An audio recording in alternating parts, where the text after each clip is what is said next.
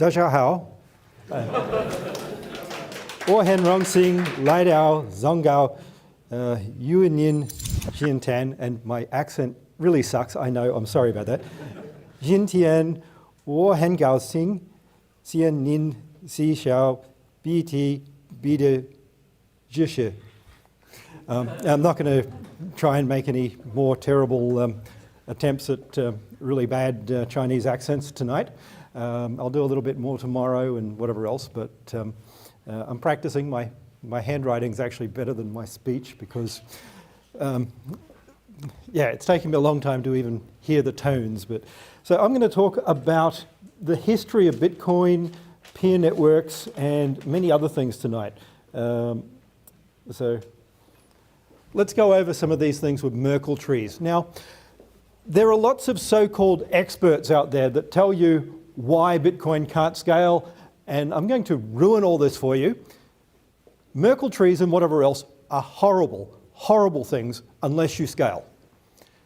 To have 2,000 transactions with a double hash structure in Bitcoin, as we have now in 1 meg blocks, is horrendously slow. You are hashing between 34 and 50 times for every block. Now, by breaking things up into small transactions, you are actually decreasing the amount of time per hash, but it's not a linear thing. So what you're doing is, instead of the 1 meg hash that you could hash once with, say, a half-second hash on a Raspberry Pi, you do a quarter of a second hash with the smaller bits, but you do it 50 times. So you half the time per hash, but multiply it by 50 times. That doesn't sound too efficient, does it? Don't know about you, but it seems a really stupid way of making a system. Now, if you wanted to make BTC with guaranteed really fast 1 meg blocks, you would hash it once. You would hash the whole block structure. Do you know it's no more secure?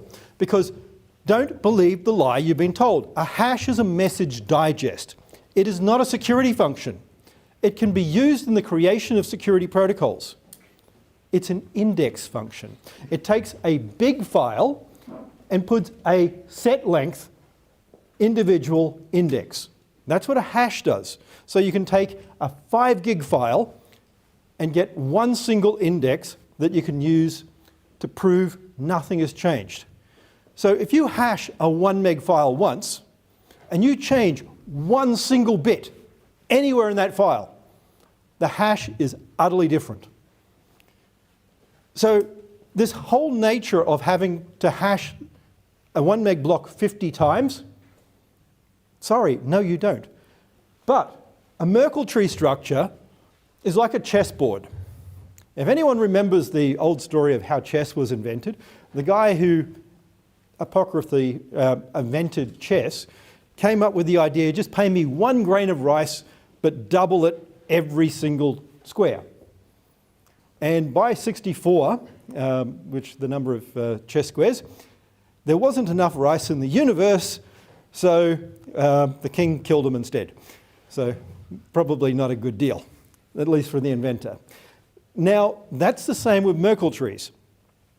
When you're looking at your 1 meg block with a depth of between 12 and 16, it's horrendously inefficient.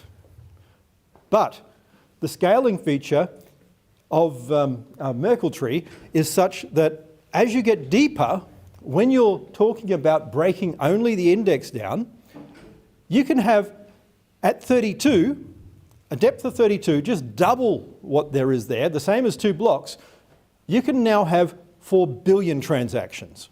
Not thousands, billions.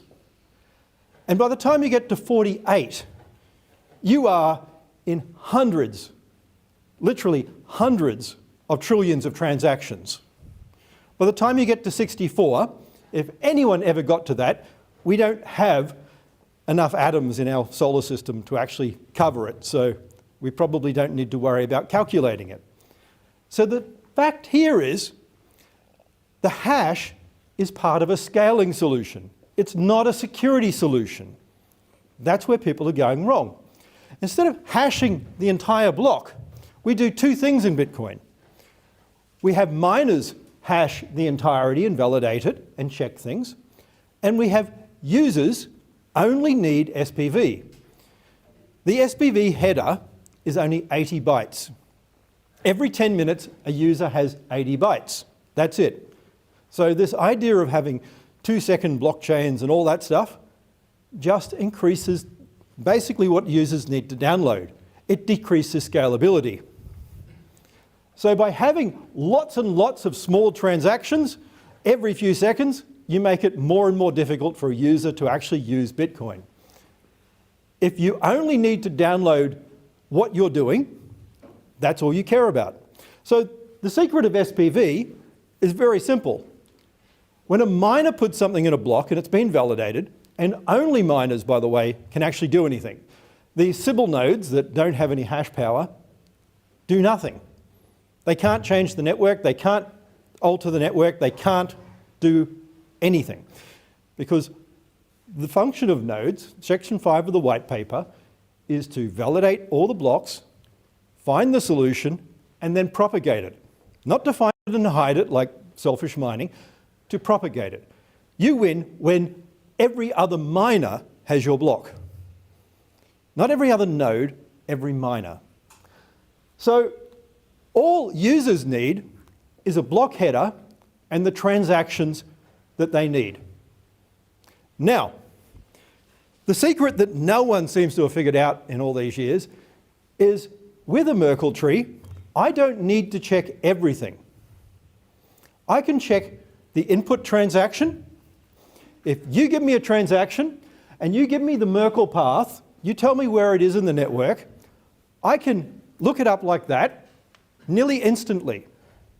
I can then look and see whether it's been spent before. If it's a valid UTXO, that's an unspent transaction, and no other conflicting transactions exist, I know I can spend that transaction if it goes to me. Now, when I receive it, I want to make sure of one thing, that I get paid. This whole nature of Ethereum and Bitcoin Core running around going, you need to validate everyone's transactions is bull. Because quite simply, how many of you care if some guy in Lithuania gets his money tomorrow? No one from Lithuania? Okay, so do you really care if someone you've never met gets paid? Probably not. Bitcoin works because you will check.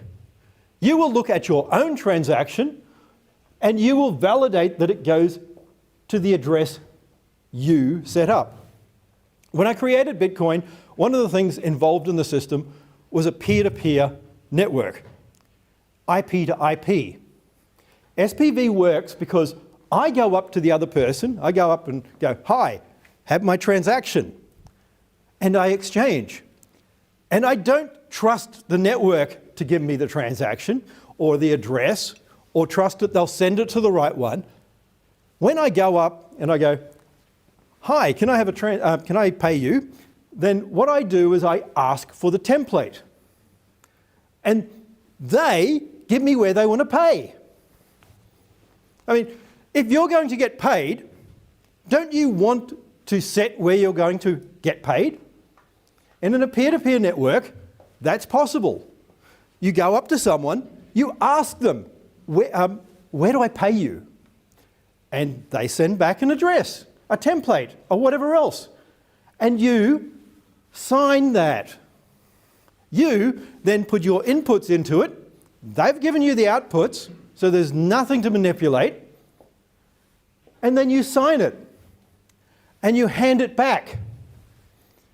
You don't need to broadcast it. So if I'm offline and I want to pay a merchant, I don't need to be online. And you want to know why this works? Because the merchant cares. The merchant wants money.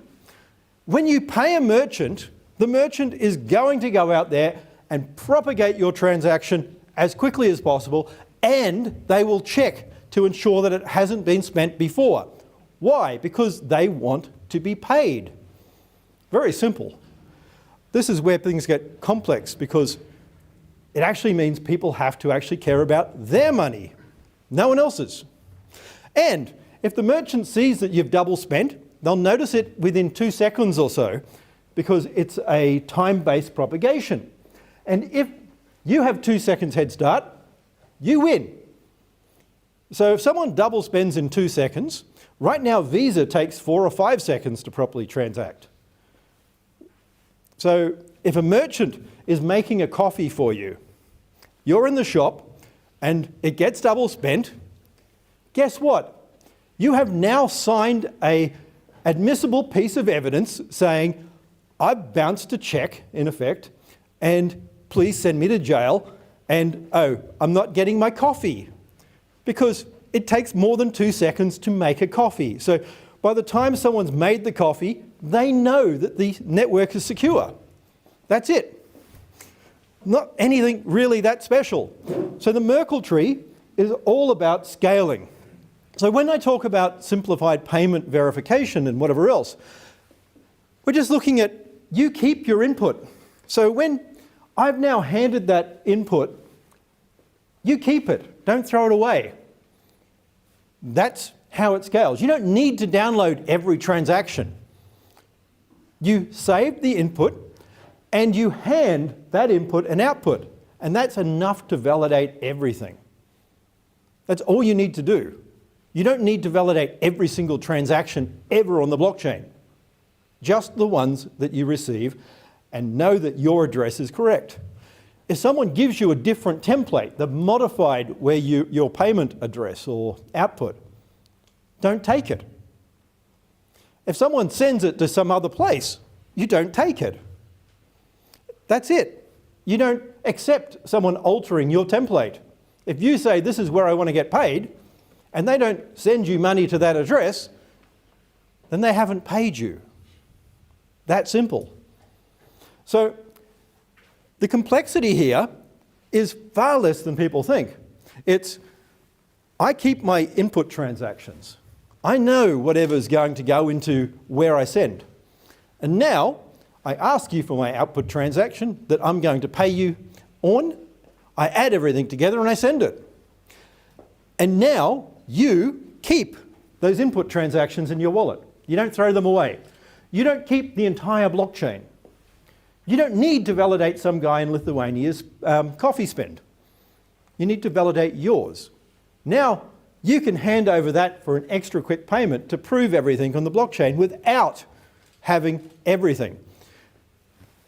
That's all you need of those blocks. That's why you send the Merkle path and you keep the block header. The block header is 80 bytes. That's it. Little tiny thing every 10 minutes. Someone on a very small Raspberry Pi from 10 years ago can still run all of that without any effort. So this is what people aren't getting. Bitcoin is not validating everyone's transaction everywhere. Ethereum should never have been about everyone validating every transaction everywhere. Bitcoin is designed as what is known as a multi-layer overlay. Each system is a peer network. The miners are nodes, and only miners are nodes. If you read section 5 of my white paper, it's very specific. It actually says all the steps you need to do, and only miners create blocks. So only miners are nodes. That simple. Once you get those transactions sent, once they're there, the miners will process them. Do you know why miners process transactions? Anyone? Fees. When I set up Bitcoin, I set it up with a degrading subsidy.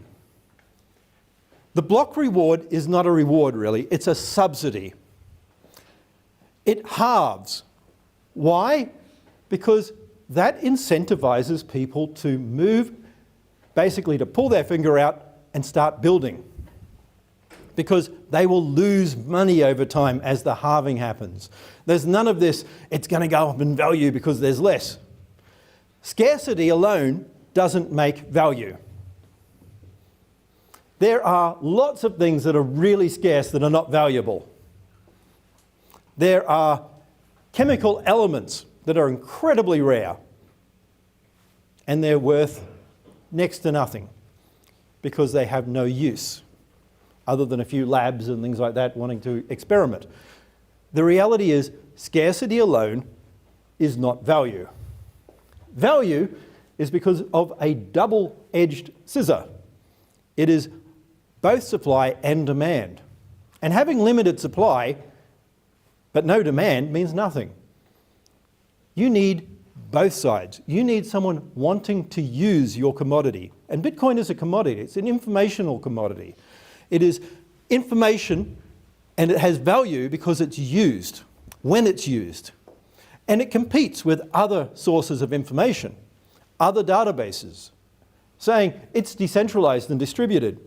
So what? It's not the first proof of work distributed cryptocurrency by a long time. The first one of that was PPay. Rivest of RSA fame and a couple other people made one called PPay in 1996. It was a proof of work distributed cryptocurrency. They had no idea as cryptographers about economics, so it died. By the end of that peer-to-peer craze in 2001, 2002, we had eMule and Mojo Nation, both distributed cryptocurrency systems. They called them credit systems, but at the end of the day, they're still the same. Both of them failed. Not because they were distributed, not because they weren't distributed or that they weren't proof of work or anything else, because of the economic system. And one of the main things that all of these have failed with, and why they have, is they seek anonymity. They seek making a system that governments can't get to and touch. Governments can get to and touch everything. Liberty Reserve was bigger in number of transactions and everything like that than Bitcoin and Ethereum and Zcash and Monero and all the rest put together. And it's gone. 42 countries. The US, China, Russia, both Britain and France, and that doesn't happen very often in human history, all of them agreed. And they took Liberty Reserve down. And it was decentralized. It basically ran like a Wala network where people had individual amounts across the world, banks all over the place. It doesn't exist anymore. And the founders are in jail. And the founders said, hey, you can't do anything because we're not making money. It's cryptocurrency. And Arthur Badowski actually argued that. And the judge said, the law says funding. And the judge, to paraphrase, said, I don't care whether it's money, whether it's gold, whether it's US dollars, whether it's pounds, whether it's oil, whether it's wheat, whether it's stocks, or whether it's watches. You are funding people. That's what actually people are going to start to realize. Funding. If you are funding someone, you are covered by the Fat F rules. You are covered by money laundering. Doesn't matter about cryptocurrency, that simple. So, when we're talking about this, and we're talking about this little section in the white paper here, SPV enables simple, easy lookups because you don't need to have the full block. As I said, a hash is not a security function, it is a message digest, it's an index. With a hash, you can take a large file, and the original version of Bitcoin, the opcode oppush data 4 allowed you to have the Windows limit of 4.3 gigs per line in script. Of course, you can't do that right at the moment, but that will be possible again eventually, so that people can pay horrendous fees to send silly bits of data forever. But it will be possible. But the thing is, as a user, you don't need to ever check that. You only check what you receive. The miner gets that. And here's another secret. Why double hash? There are a few reasons for double hashes. A double hash will allow you to filter out bad content, child porn, illegal content, other things that you want to filter will be able to be issued to miners, and miners will be able to match hash values, and actually without even having the transaction, because it's a hash of a hash, will be able to filter content. Sorry, that's how it works. On top of that, because of a double hash structure in the block, it means that you will be able to set up things with a Merkle structure so that someone in China, in Western China, where they have cheap electricity, will be able to make a deal with someone in Hong Kong or Japan and send only a block header as proof. So rather than having to go through the Chinese firewall with large transactions of terabyte blocks instantly, you can set up a trust-resistant transaction. One where if someone mines and orders a block and doesn't do what they've guaranteed to do, neither party gets paid. So imagine this. Imagine you have an ordering system where all the blocks are created, terabytes in size, and you stick that on a nice fast internet pipe, say somewhere in Hong Kong. Now, that Hong Kong connection can pump that out to other miners around the world really, really quickly. And they can send only the hashes of the transactions they have ordered really, really quickly. They don't need to give you all the information. So they can send that information fast because, again, a hash is a message digest. That's an index function. For those who are doing computer science, it means instead of sending the whole lot, we only send a little tiny bit of data. Now, you can now set up a structure where the people in China who have lots of really cheap power get only part of the block header and some of the Merkle proof structure that shows that they're being paid. So you hand the guys in China a Merkle proof that shows the Chinese guys have a transaction that guarantees payment. If they mine this block, they get paid X. So they're going to now put effort and power into mining this. And to do this with a Merkle structure and a double hash means an 80-byte header, 1K, the structure itself, and basically your entire transaction can be under 3K. The guy in Hong Kong can now send a 3K transaction over to China, and the Chinese miner knows no way can they be screwed by the other guy. And the other guy in Hong Kong knows they can't be screwed either, because if they solve the wrong hash puzzle, the guy in Hong Kong doesn't get paid. So you work together or you fail together. And no one's going to spend lots and lots of money making a relationship between a block ordering entity and a hashing entity and then screw themselves. It's a lot of money. Hundreds of millions of dollars in hash facilities right now. Data centers cost a lot of money. All of this is expensive. So Bitcoin has double hashing to allow specialization. For those who've read old Adam Smith there, it's all about specialization. If you remember, he talked about a pin maker.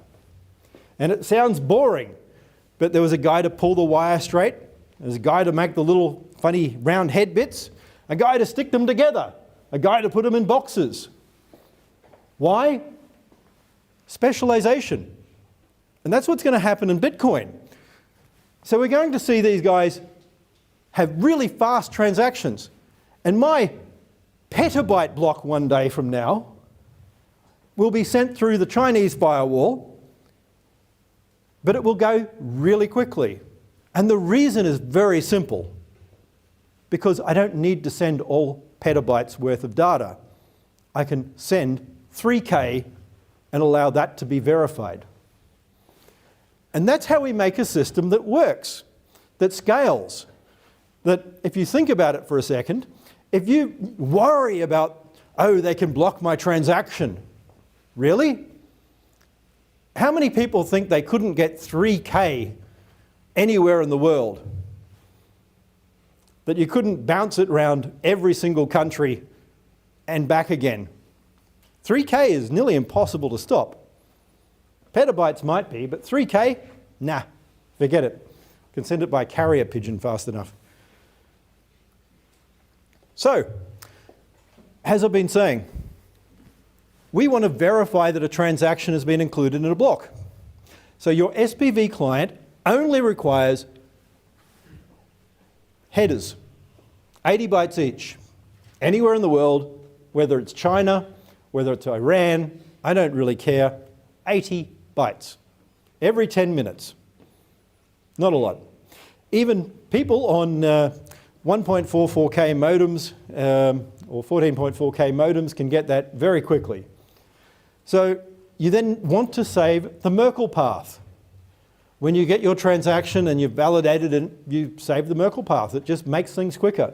You can look it up afterwards, but that takes extra time and effort. If you want to have a nice, fast transaction, save it. Effectively, people don't seem to realize that the minimum file size when you're talking about things like Windows and phones and everything like that is incredibly wasteful. If you're on a large hard drive on Windows right now, your sector size is probably 64K. So to save 1K as a file, you waste 63K. So effectively, you can save all of this and you're taking up one sector on your hard drive and you're not even going to notice. That's how it scales. So what we need is check SPV. We check the inputs, as I said, make sure that our output is fine, and then we broadcast it. The receiver should broadcast the transaction. Not I send it to the network and hope it gets through or whatever. Now, the reason this stopped is a whole lot of anarchist silliness about if I do that, people will know my IP address. Well, here's the thing. If you're buying something and you're trading, then people know who you are anyway if you're in a legitimate market. If you go onto Amazon, generally people actually want to know where the goods get delivered. You generally don't go up to Amazon and go, I'm not going to tell you my home address. And they'll go, how do I send it to you? Don't care, just find me. Think about it. I mean, we're not talking trying to hide behind baggies and whatever else in the drug world. We're talking about reality. People want to buy things, people want to sell things, and if you really want, you can use a VPN. You could buy a VPN service using Bitcoin, and if you're super paranoid, because you don't trust the VPN service, you can have a VPN pointed to a VPN pointed to a VPN going through Tor pointed to a VPN. And after your really slow latency, high latency network connection, no one knows who you are. Yippee! So you can be as paranoid as you want at the same time. So as I was saying, we're looking at a system that gets more efficient the deeper we go. Merkle trees are horrible structures until you get in the sort of 1 gigabyte range. If you're talking block size less than a gigabyte, no way on earth anyone in their right mind who had any clue would ever include one on Bitcoin. Sorry. At the end of the day, we are talking a structure that it is designed to have a lot of data. Not 1 meg blocks, not 10 meg blocks, not gigabyte blocks. Something that will scale eventually to petabyte blocks. And not because of this whole techno-communist idea of everyone being equal. We're not. Get over it. I'm sorry. You're all in a university. You're elite. I don't care whether you like it or not. You're the elite. You're the future elite. Accept it. Welcome to real life. Even in China, you'll probably, if you're doing computer science, STEM, whatever else, you'll probably be the 1%. So if you want to complain about them, welcome to it. You are. So we have this system here that scales. But it allows us now to build all sorts of things. It lets us have overlay networks. With a hash structure, with a message digest, we can take all sorts of other information and embed it. In the 90s, there were hundreds literally hundreds of cryptocurrencies, hundreds of peer networks, hundreds of failed experiments. None of them, not one, solved a simple thing without having a central entity that needed to control everything, which was double spending. That's it. But every one of those projects is valid, apart from the fact that they couldn't solve double spending. They needed to order transactions. So in the next coming year, we're going to start looking at expanding out what we've been doing, which will mean overlay networks and things like that as well. So Bitcoin, you don't need to put everything on the blockchain. You can put archive on the blockchain and it'll be slow. How do you speed it up?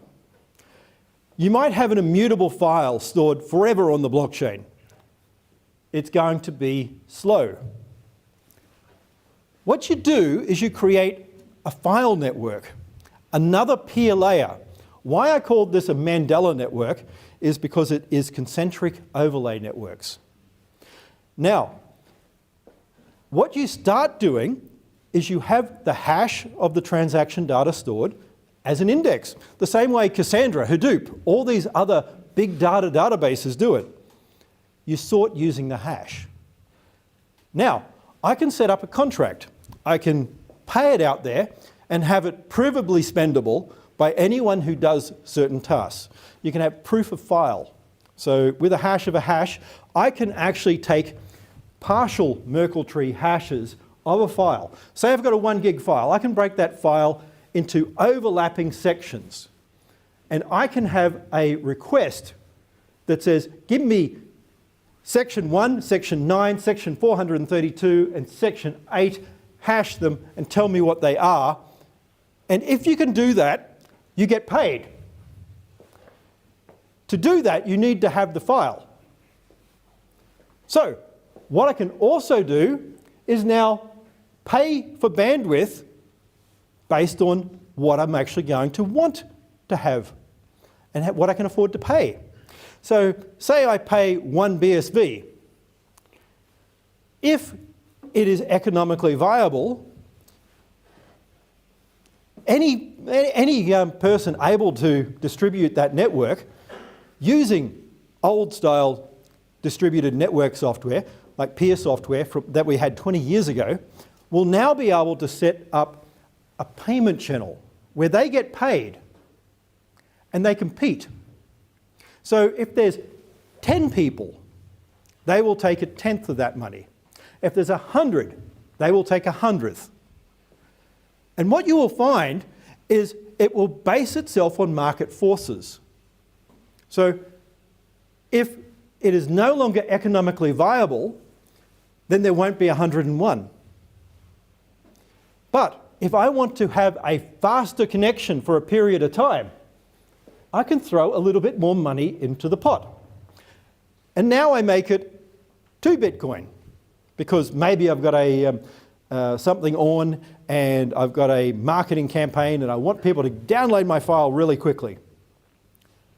Now what happens is people come and realize there's more money. More money, again, the system will move towards market forces and you will now have twice as many bandwidth providers.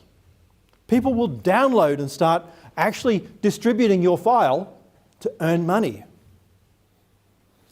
To do this, you need really small fees. You need to be able to break things down into fractions of a cent. And I don't want to see 1,000th of a cent. I want to see way smaller, because the more we break these things down into smaller components, the more uses are going to actually exist. Why have ads on Google or Alibaba or whatever else? They're horrible things. I hate doing a search and having it ordered based on what some mega corporation wants to tell me I should be looking at. I don't know about you. I want to search for what I want to search for, not what they want to tell me I should be searching for. And to do that, I want to be able to pay. I want to be able to pay 100th of a cent every time I click a search button. I think that's a good idea. That was the whole reason all these other things 20 years ago were trying to make a commercial internet. And because they failed, we ended up with Facebook. Because they failed, we ended up with Google.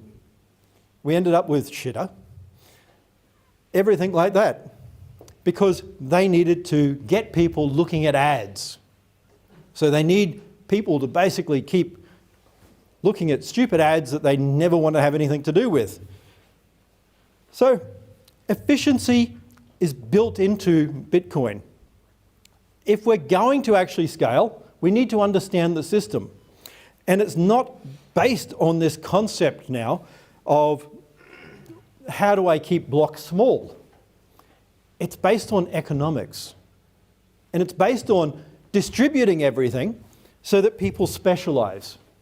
So that some people will store blocks and they'll be paid for it. And some people will provide bandwidth and they'll be paid for it. And some people will provide hash power and they'll get paid for it. And some people will order blocks and get paid for it. Not everyone does the same thing. Everyone does the same thing is a terrible, terrible idea.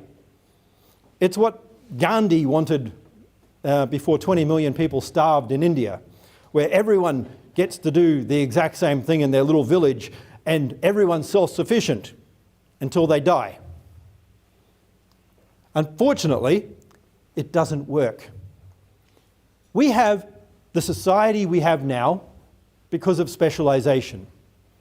Because some people are better mathematicians, and some people are better artists, and some people are better computer scientists, and some people are better musicians. And trust me, you don't want me composing music for you.